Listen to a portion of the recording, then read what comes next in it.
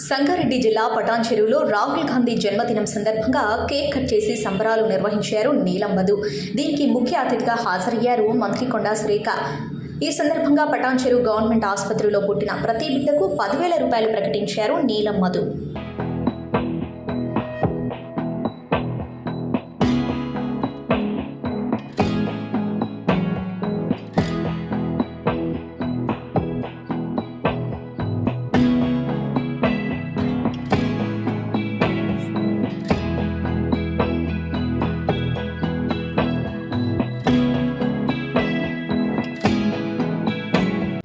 పటాన్చెరు నియోజకవర్గ పరిధిలో నీలం మధు గారి నాయకత్వంలో కాటా శ్రీనివాస్ గౌడ్ గారు మరియు వేదిక మీద అలంకరించినటువంటి వివిధ స్థాయిల్లో ఉన్నటువంటి కాంగ్రెస్ నాయకులకు మరియు కార్యకర్తలకు, ఇక్కడ వచ్చినటువంటి ప్రజలకు అందరికీ కూడా నా హృదయపూర్వక నమస్కారం. ఈరోజు రాహుల్ గాంధీ గారి 53వ పుట్టినరోజు సందర్భంగా పెద్ద ఎత్తున ఈ కార్యక్రమాన్ని ఏర్పాటు చేసి దాన్ని ఆహ్వానించిన మీ అందరికీ కూడా ప్రత్యేక ధన్యవాదాలు తెలియజేసుకుంటా ఉన్నాను.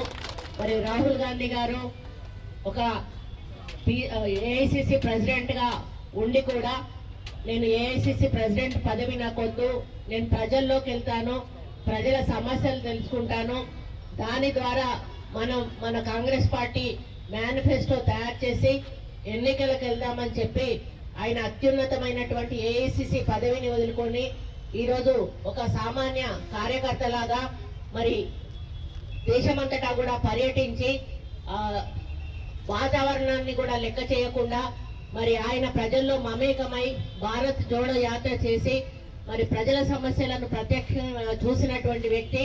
మరి ఆ ఉద్దేశంతో ఆయన ఆలోచనలతోటే ఈరోజు కాంగ్రెస్ మేనిఫెస్టో తయారు చేసి 6 గ్యారంటీలను అమలు చేసే కార్యక్రమానికి మన తెలంగాణ గడ్డ మీద శ్రీకారం చుట్టడం జరిగింది. అదే క్రమంలో కేంద్రంలో ఎన్నికలు జరుగుతున్న సందర్భంలో కూడా మళ్ళీ మన తెలంగాణను సెంటిమెంట్ గా తీసుకొని ఇక్కడి నుంచే కేంద్ర మేనిఫెస్టోను కూడా ప్రకటించినటువంటి ఘనత మరి మన రాహుల్ గాంధీ గారి అని చెప్పడం జరుగుతూ ఉంది. ఆ కుటుంబాలు త్యాగాల కుటుంబము, పదవులను ఆశించకుండా పనిచేసేటువంటి కుటుంబము. ఈ రోజు కూడా అందరూ కూడా అతన్ని ప్రధాన ప్రతిపక్ష నాయకుడిగా ఉండాలని ఇండియా కూటమి కోరినా కూడా లేదు నేను సామాన్య కార్యకర్త లాగానే పనిచేస్తాను, కానీ నాకు ప్రతిపక్ష హోదా వద్దు, మీరేవైనా సీనియర్ నాయకులు తీసుకోండి అని మరి ఆయన సున్నితంగా తిరస్కరించినటువంటి విషయాన్ని కూడా ఈ సందర్భంగా గుర్తు చేస్తా ఉన్నాను. ఈరోజు ఎన్డీఏ ప్రభుత్వము మరి గత 2 సార్లు అధికారంలో ఉన్నా కూడా మరి మేము చేసిన పనులకు మాకు 400 సీట్లు వస్తాయని విర్రవీగిన ఎన్డీఏ ప్రభుత్వాన్ని కొమ్ములు వంచి ఈరోజు మరి గెలిచినా కూడా ఓడిన చందంగా మరి వాళ్ళు నైతికంగా కాంగ్రెస్ ఇండియా కూటమి గెలిచింది అనేది ప్రజలు అనుకునే విధంగా ఈరోజు ఎన్నికల్లో మనం సీట్లను సాధించుకోవడం జరిగింది. కాబట్టి ఈరోజు మరి టీ అంటే టీ అనే విధంగా మన నెంబర్ కూడా ఈరోజు పార్లమెంట్ లో ఉంది. కాబట్టి గతంలో లాగా ఎన్డీఏ కూటమి ఏ నిర్ణయాలు తీసుకున్నా కూడా మరి చూస్తూ ఊరుకునేటువంటి పరిస్థితి ఈరోజు పార్లమెంట్ లో లేదు.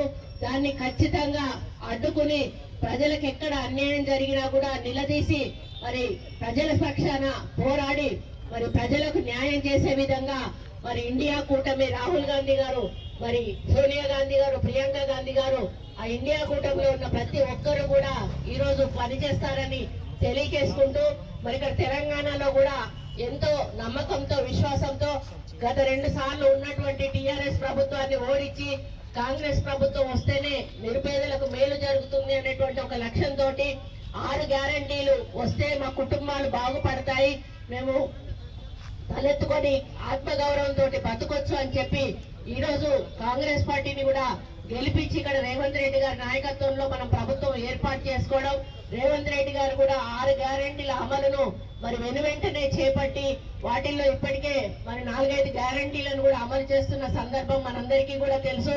ఇక రాబోయే రోజుల్లో మరి మొన్ననే ఎన్నికలు అయిపోయాయి, మరి నీలం మధు గెలుస్తాడని నేను ఎంతో మరి ఆశపడ్డాను.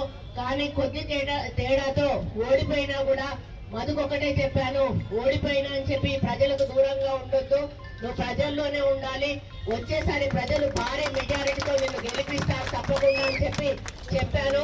మరి నీలం మధు కూడా అదే పద్ధతిలో కొనసాగుతా ఉన్నాడు. Hi everybody, this is Kiriti Damaraju. Like, share and subscribe to Saira TV. Oh, Saira!